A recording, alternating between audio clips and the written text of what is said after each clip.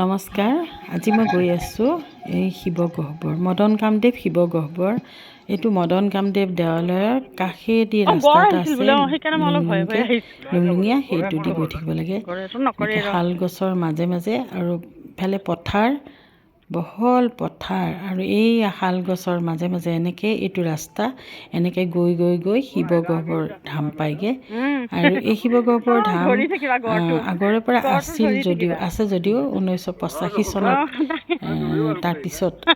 1979 চনত এইটো মানে আকৌ নতুনকৈ উদ্ঘাটন কৰিলে আমাৰ নন্দ খুৰাহঁতে, নন্দ বৰুৱা আৰু এনেকৈ ধৰণৰ বংকিম দাসদেৱ, বীৰেন শৰ্মাদেৱ, এনেকৈ বহুত কেইজন আমাৰ ইয়াৰ স্থানীয় ব্যক্তিয়ে তেওঁলোকে আকৌ উদ্ঘাটন কৰিলে নতুনকৈ। আৰু এই ইমান এলেকাটো ডাঙৰ এটা জংঘলে আৱৰি থকা এলেকাৰ ভিতৰত এটা শিৱ থান আছে বুলি তেওঁলোকে আগৰ পৰা গম পাইছিলে, আৰু সেনেকৈ গৈ পেলাই উলিয়ালেগৈ। আৰু এতিয়া এই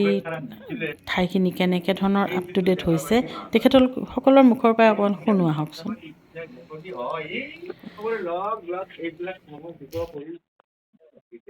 কৈ থাকোচোন, মই হেৰি কৰি থাকোঁ ৰেকৰ্ড দি।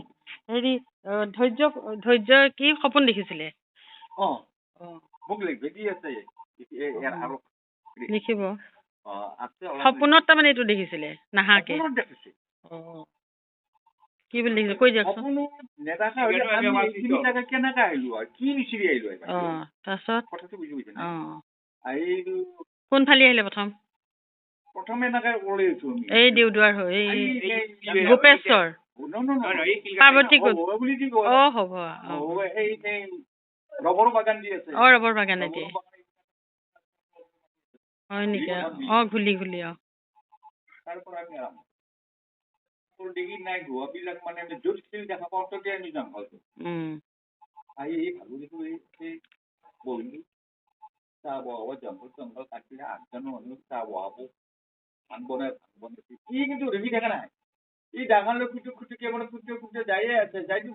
মানে কোন ধৈৰ্য? চাচোন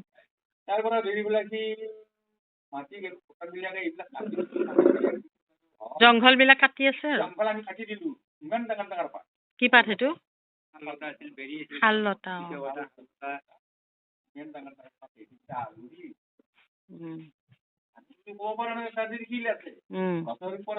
আপুনি এইখিনি থাকক।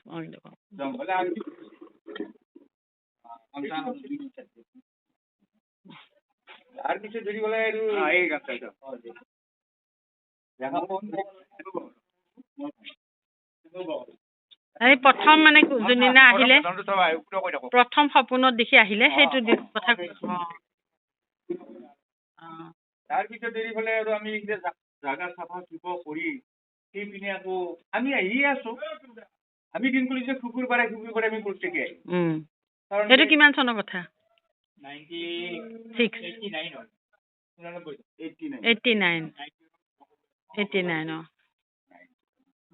ঠিকে আছে। 89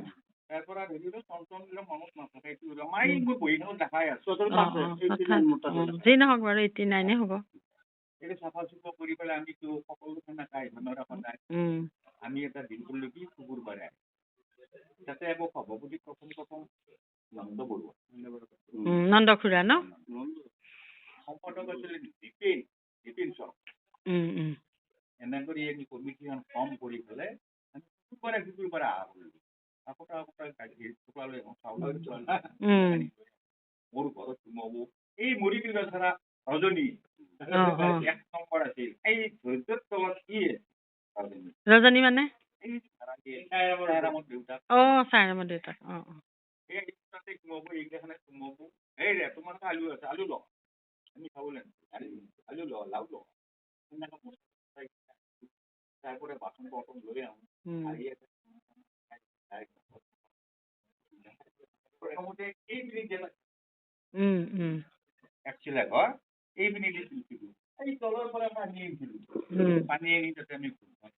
মদনগুৰি নদীৰ পৰা নে?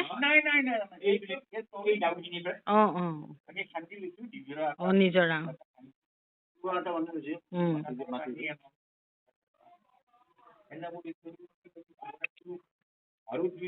ভকত আহি গেল আমাৰ লগত লগ লাগি গেল এইটো দেখা পাই পালে তাৰপিছত ধৰি পেলে আৰু এই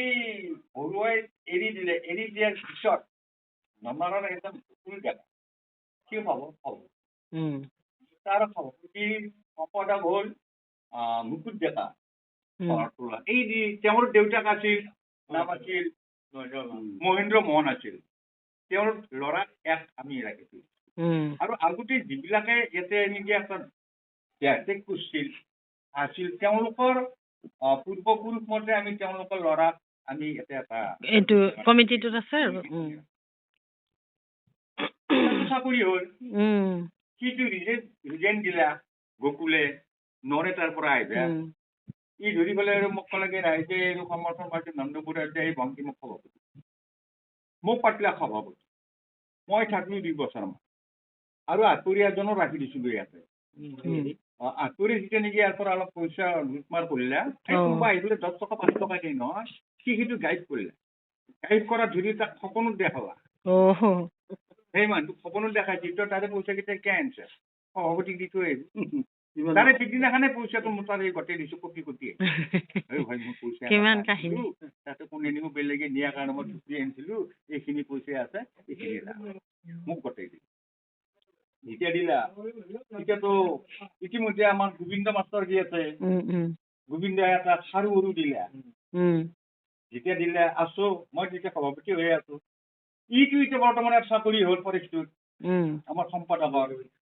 যেতিয়া সম্পাদকৰ চাকৰি হ'ল এতিয়া সম্পাদন বিহীন হৈ পেলাই মই অকলে কি কাম কৰো এওঁ তাতে লিখি যাওঁ কি কৰা কোনো সম্পাদক নাই ময়ো নৰো বিৰাজনী ঠাণ্ডা কি কৰা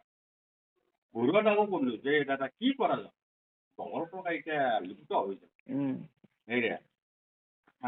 তাতে এজন আমি ঘৰু এতিয়া আলোচনা কৰিলো এটা কথা কিন্তু ইয়াৰ চাকৰি আছে তাক পাতি কাক দিলেগে চাকৰি তাৰ মাজেদি পাৰ্ট টাইম আহি পেলাই আমাক সহায় কৰে তেতিয়াৰ পৰাই আছিলে আৰু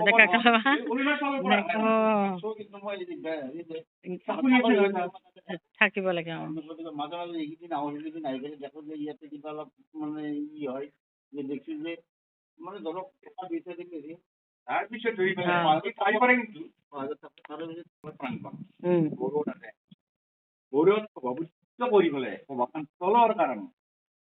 আমি সৰ্বসন্মতিক্ৰমে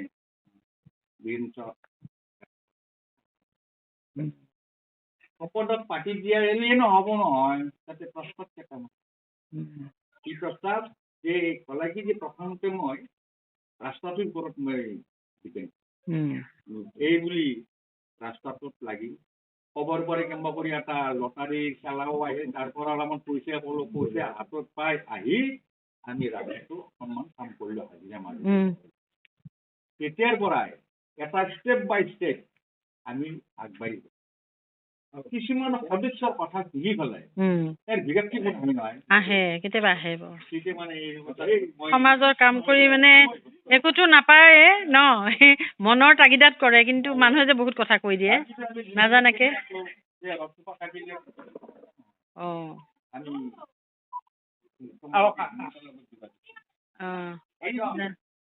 আমি যোগাযোগ কৰিলে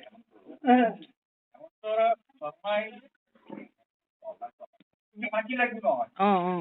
দিব নোৱাৰে আমাৰতো মাটি আছে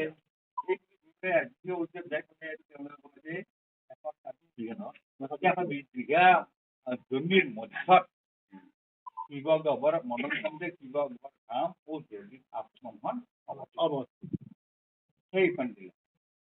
তাতে এই গহৰ চাৰি কথা কিনে মাতি আমাক এইখিনি মাটিতো আছে ন চাৰি কথাটো পুৰা আছে আৰাম লৈ আমি আৰম্ভ কৰিছো কব এইটো আহিল ঘৰটো আহিল চাৰি কথা মাতি যেতিয়া নেকি আমাৰ কাগজ পত্ৰ পালা তেতিয়া আৰু এই কাৰণে আমাক এই 10 লাখ টকা হাতত লৈ পেলাই আমি 11 লাখ কিবা টকাৰ কাম কৰিব লগা বৰ্তমান এইখিনি টকাত 10 লাখ টকা যদি উঠিছে 9,70,000 আমি পালো নহয় 30,000 টকা তেওঁলোকে কাটি লৈ সেইখিনি পইচাৰে এইখিনি কাম কৰিছো পাহাৰৰ এই কামখিনি কৰাত বহুতো গৰিহণা যে সভাপতি সম্বন্ধকে তাকে নষ্ট কথাটো বুজি পাইছো এই বুজি পাওঁ ইয়াতে পানী ৰাইজৰ কথা মাটি বয় বস্তু অনা ৰাতি ইয়াতে এই যিমানবিলাক মেটেৰিয়েল আছে লহা লকাৰ আছে এইবিলাক ৰখাৰ কাৰণে সুবিধা কৰি দিয়া বস্তুটো ৰাখছো এই তাতে কেচিয়াৰত তাতে কিবা তাৰ পৰা ট্ৰেইনিং কৰি লৈ আহে একেলগে ইমানখিনি এনে কৰি দিব কোনোবাই এনে কোনো কৰি নিদিয়ে তাতে আকৌ চুৰো কৰিলে নে এতিয়া বৰ্তমান এইখিনি আগবাঢ়ি গৈছো ঠিকে আছে এইটো হলিয়ে নহব এইটো এৰিয়ে দিছিল বহুত এৰি দিলে নহ'ব ধৰিবই লাগিব নহব কিছু কথা কাৰণ কি আমি যদি পিছ কৰো আমি যদি এৰি যাওঁ সেইটো বস্তু ধ্বংস হৈ যাব সেইটো যদি আগত বাঢ়ছে মই সভাপতি হৈ আছো কোনো সন্দেহ নাই যদি যাম আমি কামটো আদায় কৰিম যিকোনো প্ৰকাৰে আমি কাম আদায় কৰিম ঠিকে আছে এতিয়া আৰু কিছুমান কাম আছে আগবাঢ়ি যাওক মই আশা কৰিছো নহয়নে এতিয়া অকণমান এই নতুন এখেতে বৰ্তমান সভাপতি নহয় ন আগৰ আছিলে এতিয়াও সভাপতি আৰু আপুনি ছেক্ৰেটাৰী ঠিকে আছে ছেক্ৰেটাৰীটো বহুতখিনি কৰিছে পানীটো ন পানীটো আৰু লাইনটো নহয় সকলোৱে লগ লাগি পানীটো আৰু লাইনটো ঘৰটোতো দেখিছো এবাৰ হ'ল আৰু ইয়াৰ পিছত আকৌ কি ৰাস্তাটো কৰিলে আৰু ৰাস্তাটোতো ফাৰ্ষ্ট টাইম কৰি লৈছে এতিয়া অহা ৰাস্তা নাছিলে সেই মুহূৰ্তটো তাৰমানে এটা নতুন বুলি ৰাস্তা কৰি বনাই 5 ফুট ঘৰ কৰি বনাই লৈ উঠি এইবিলাক কামত হাত দিছো আমি মানিমেলিটো আহিব লাগিব তেতিয়া ৰাস্তা নাছিলে আমাৰ এইখিনি ঠাইত উপস্থিত হোৱা ৰাস্তা নাছিলে তেতিয়া আমি অলে বলে কৌশলে বুদ্ধি উদ্ধ কৰি এই মানুহকেইটাৰ লগত লগ লাগি ধান মানে শ্ৰম দান কৰি হ'লেও যাই পেলাই আমি ৰাস্তাটো উলিয়াই লৈছো তাৰে পিছত আমি কামবিলাকত আৰম্ভ কৰিছো তেনেকুৱা মই আপোনাক ক'লো ফাৰ্ষ্ট এপ্লাই কৰিলো আমি এই ৰভাঘাটটোৰ কাৰণে এই ৰভাঘাটটো কৰাৰ কাৰণে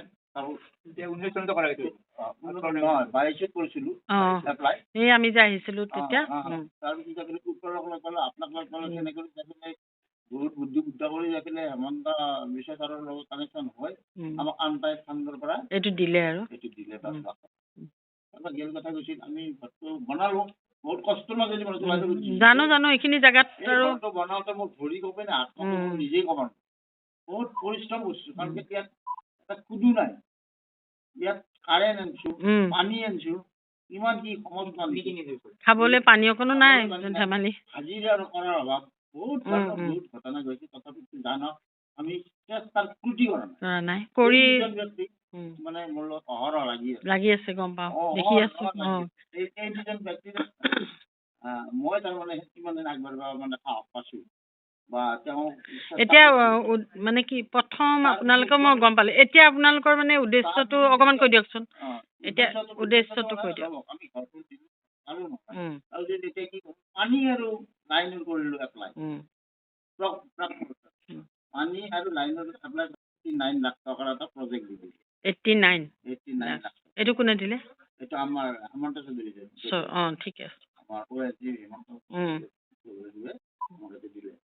আচ্ছা তাৰপিছত এতিয়া কাম ষ্টাৰ্ট হৈছে আৰু মানে মানুহে কয় সদাশিৱৰ জতত বোলে পানী থাকে মই তাকে সদায় পৰি থাকিম আচৰিত ধৰণৰ কথা এই ঠাইডোখৰত পানী নাই বুলি প্ৰত্যেকেই হেৰি কৰে মত ব্যক্ত কৰি থাকে কিন্তু ভগৱানে চাওক আপোনাৰ গহ্বৰটো গাতে লগা কৰি ইমান পানী ওলাল ধেমালি তেওঁক মই ভাবো তেওঁ বহি আছে তেখেতৰ কৰ্মখিনি আমি কৰি দিবা তেখেতে ভাল আছে নহয় এখন তীৰ্থস্থান পৰিৱেশ এটা হ'ব লাগিব আৰু এইখন তীৰ্থস্থান হয় নহয় মই আশা কৰো দৃঢ়তাৰে আশা কৰো এইখন এখন বিৰাট পৰ্যটন সেইটোৱে মই কৈছো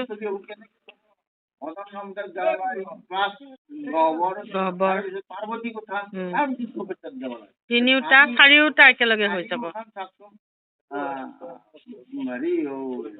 দেৱালয় কিমান সংযোগী হৈ গৈছে চাৰিখন দেৱালয় থকা মানে আমাৰ অঞ্চলটোৰ মানে এটা হেৰি নহয়নে মানুহ আহিব মানুহ যিহেতু আহে দেৱালয় বুলি ক'লে আহে মই এইখিনি আমাক কৰ্ম কৰি দিয়ে আৰু আমি আশা দেখা পাইছো ৰাইজে আশা দেখা পাইছো মই আটাইকে ইয়াত যিসকল লাগি আছে বা ইমান কষ্ট কৰি এইখিনি পোৱালে তেখেতসকলক মই মোৰ আন্তৰিক ধন্যবাদ জনাইছোঁ আৰু এই কথাখিনি যাতে আমাৰ হিমন্ত বিশ্ব শৰ্মা ছাৰে লক্ষ্য কৰে আৰু সম্পূৰ্ণ ধুনীয়া কৰি বনাই দিয়ে সেইটোকে আশা কৰিছোঁ আশা কৰি মই আপোনালোকক ধন্যবাদ জনাইছোঁ ঠিক আছে